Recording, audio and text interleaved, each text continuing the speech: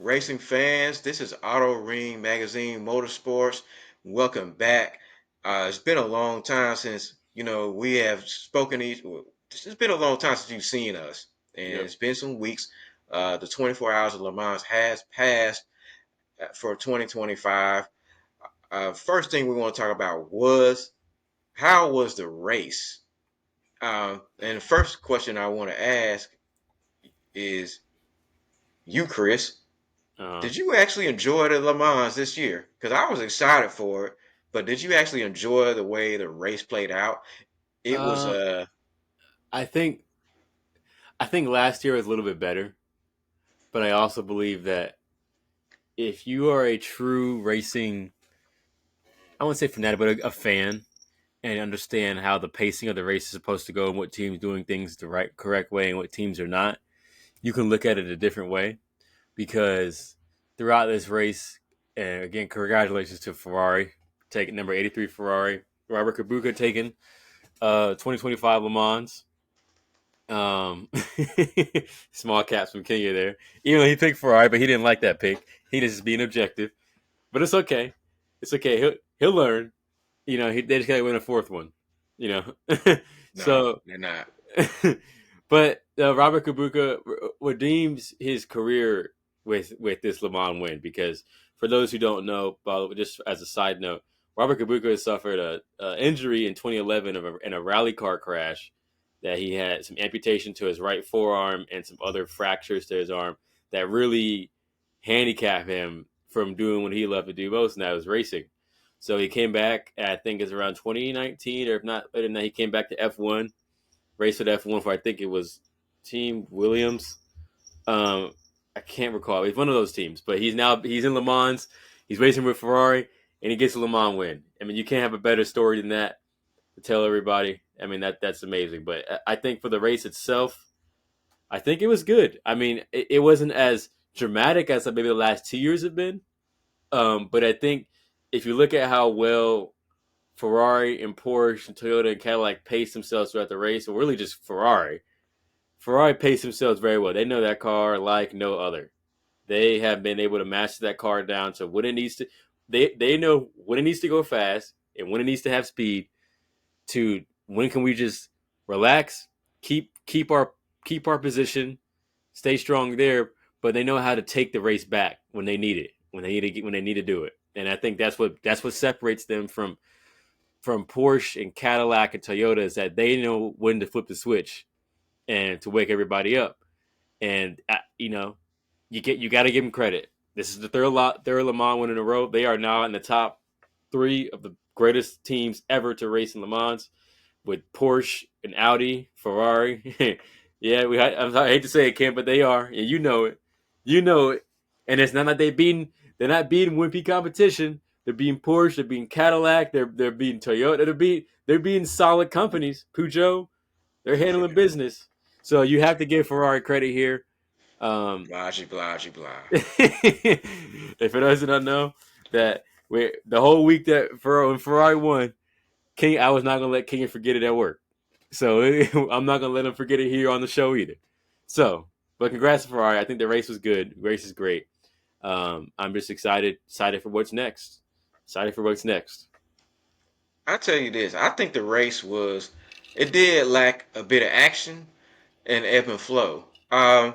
It was, it lacked there was something missing. I couldn't really put my finger on it. I'm like, okay, the cars are racing, they're nose to tail, door to door racing, but there seems to be okay, there was a lack of safety cars, right? It was probably the most it was probably the most it was probably the cleanest race I've seen in a long time. And I think they had what, one safety car period for I think real? so. One or And two. that was just one. Yeah. I don't even remember them having more than two. Like they had one safety car period throughout the entire race, and that's not a bad thing. That doesn't necessarily mean that the race lacks drama. Just because there's no safety car, just because cars aren't crashing, there were some incidents. There were yellow flag periods and yellow flag sections, but Yeah. it still just seemed as though it was a really long Formula One race or spec car race to me. That's kind of what it looked like if I was to describe it. And it may it might not it didn't have the same kind of drama that it used to have back in like the 2010s, like back in 2011 or 2015, where Audi won in a dramatic way and where Porsche won in a surprising Yeah, way in 2015, and it it was. didn't We have the expected this same. win. Yeah, I think that's the best way Yeah, to put it. Because Ferrari's been it handling the kind of season all season, and they just came in yeah, and pretty took it. much. Yeah, so and even though there's more participation, which makes it more interesting, which gives is going to get the fans more tuned into the race because of like there's nine manufacturers up at the top level right now, and there's like nine manufacturers in the LMGT3 class, and that's all well and good, but you still lack the drama and ebb and flow Yeah, that I was hoping to have in the race because it still seemed like to me 4 hours in, it's like okay, I know Ferrari's pretty much gonna end up winning. You can kind of tell they have the car that's doing 326 kilometers down the straight, which is like 226 miles per hour down ridiculous. the straights, which Yeah, is the fastest we've had in years. We have not had a car get past 215 miles per hour down the straights in years, and they're out here doing 226 miles per hour down the straights. And so it looked like they had the car to beat, and they had three of them that were running really well. Normally, the number 50 and 51 car, the ones that are the yeah, that fastest, are the number doing. 83 Yeah, car, which is the privateer team, didn't. You normally that's not the car to beat, but in this race, the number 83 car was really dialed in perfectly, right. and the only one that was really contending with them this race was the number six Porsche. Yeah, The number five Porsche looked like it was going to be a a threat to Ferrari at the beginning, like the first couple of hours, the first few hours, but then they fell backwards due to some other things that happened, penalties and stuff like that, and they had some slow pit stops and they never really caught back up. But they still had a good car underneath them. The number four car was the one I was surprised that never really got into its rhythm because it had Nick Tandy, which was one of the better drivers for Porsche right now. yeah, But it never really got into the mix of things up at the top. But so it ended up being a number six car. And congratulations for Kevin Estra, who probably right now is one of my most, it's probably my most favorite driver for Porsche. And one of the best drivers out there for Porsche is Kevin Estra, period. hmm The fact that he drove from the last place in that class, in the hypercar class, all the way up to second place, because of the technical infraction that he had incurred during qualifying, and he had to be put as a penalty in last place at the start of the race. And so he drove his way from last in class all the way up to the top in yeah, class. So that was a brilliant drive by Kevin Estra, man. But that's the thing. Like, I wanted to see more of the Porsches do the same thing, yeah, because that really speaks of Kevin Estra driving and his skills. But what about Porsche and them having a good car? I think they had it, but I think Ferraris just seemed to be a step ahead, and they ended up taking a victory. I think that in the race, not gonna lie, it looked like to me that Porsche might have had things under control for a while yeah, until nighttime, and it looked like okay, maybe Porsche actually can win this. I was looking at the timing and scoring, and I saw Porsche up at the number six car, yeah, and the number five car we're doing good up at the top, and the number 50 and 51 car and the number 83 car were swapping back and forth between positions. There was a time where the number 83 car was starting to hold up the 50 and 51 car, and then They were giving team instructions to let the number 50 and 51 car pass it, Yeah, and then the number 83 car said, "No, we're just going to drive faster," and then they ended up staying ahead. yeah. Um, And in fact, those two cars, the 51 car and the other one, they had issues toward the end of the race as well. They were breaking down. They made it, and they made it up there at three and third and fourth. But I believe it was a 51 car that ended up getting disqualified due to their aero system or their wing was not within yeah, the spec. rear it's something to do with their rear wing, and it was a Yeah. technical infraction for their rear wing So during the post race they inspection. gambled. The number 83 car, you could say technically gambled on the fact that we're just going to go faster than you guys. We're going to take this thing because it would be a different story if that 51 car and that 50 car have an issue towards the end like that, and Porsche is still on their tail at number two. That would have been really crazy. So it's glad Yeah. that the number 83 car made the decision that they did, and also that the 51 car didn't even get first because the 51 car got first and Porsche got second. Ferrari technically wouldn't be winning because they got disqualified.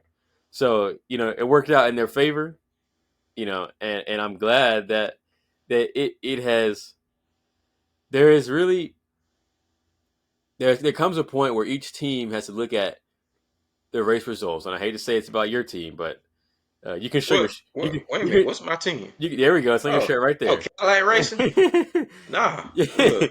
Listen, they got fifth place, which isn't bad, but what we got to understand, why is it that you look at Ferrari, you look at Porsche, you look at Toyota, that is just a different sense of like urgency and discipline within these guys. It's like Porsche knows how to race discipline and race their strategy. Toyota, okay, they did all right, but then you have Ferrari that is just they do it well every time. And I know it takes because remember Ferrari wasn't perfect when they first came in. When that 499P first came out, it was fast, but they had to figure it out. But it's like Cadillac knows their speed. Cadillac knows what they can do, but they're just not doing it.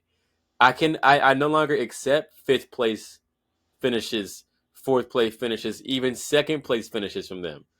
I've got to see number one. For how good that car is and how well they know that car by now, you would think that they'd be able to handle business. But Well, there's maybe a lot of factors that go into it.